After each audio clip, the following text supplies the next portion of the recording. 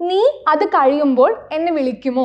എനിക്ക് കുറച്ച് കാര്യങ്ങൾ സംസാരിക്കാനുണ്ട്. നമ്മൾ ഡെയിലി ലൈഫിൽ യൂസ് ചെയ്യുന്നൊരു സെന്റൻസ് അല്ലേ? ഇതിനെ നമ്മൾ എങ്ങനെ ഇംഗ്ലീഷിലോട്ട് ട്രാൻസ്ലേറ്റ് ചെയ്യുക?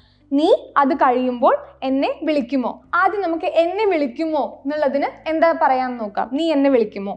Can you call me? Can you call me? നീ എന്നെ വിളിക്കുമോ? അത് കഴിയുമ്പോൾ ആണ് വിളിക്കേണ്ടത്. നീ അത് കഴിയുമ്പോൾ എന്നെ വിളിക്കുമോ എന്നാണ്. അപ്പോൾ can you call me when you finish that എന്ന് പറയാം. Can you call me when you finish that. നീ അത് കഴിയുമ്പോൾ എന്നെ വിളിക്കുമോ? എനിക്ക് കുറച്ച് കാര്യങ്ങൾ സംസാരിക്കാനുണ്ട്. എനിക്ക് കുറച്ച് കാര്യങ്ങൾ സംസാരിക്കാനുണ്ടെന്ന് എങ്ങനെ ഇംഗ്ലീഷിൽ പറയാം? ഐ ഹാവ്, എനിക്ക് ഉണ്ട്. ഐ ഹാവ് എന്ന് പറഞ്ഞു കഴിഞ്ഞാൽ എനിക്ക് ഉണ്ട്. ഐ ഹാവ് എന്താ ഉള്ളത്? കുറച്ച് കാര്യങ്ങൾ. a few things. a few things. കുറച്ച് എന്നുള്ളതിനാണ് നമ്മളിവിടെ a few എന്ന് യൂസ് ചെയ്തിട്ടുള്ളത്.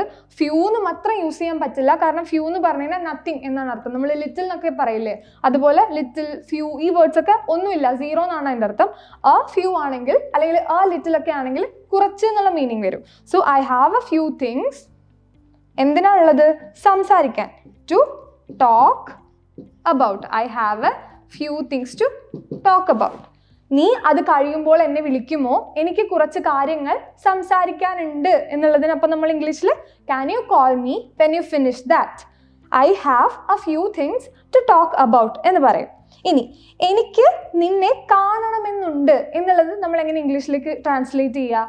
അത് എന്താണെന്ന് നിങ്ങൾ കമൻറ്റ് ഡൗൺ ചെയ്യുക. സോ ഇതുപോലുള്ള യൂസ്ഫുൾ വീഡിയോസിന് വേണ്ടിയിട്ട് പേജ് ഒന്ന് ഫോളോ ചെയ്യുക. ഈ വീഡിയോ കൂടെ ഒന്ന് സേവ് ചെയ്ത് വെച്ചേക്കാം. Thank you. English Mitra. Stop worrying, start learning.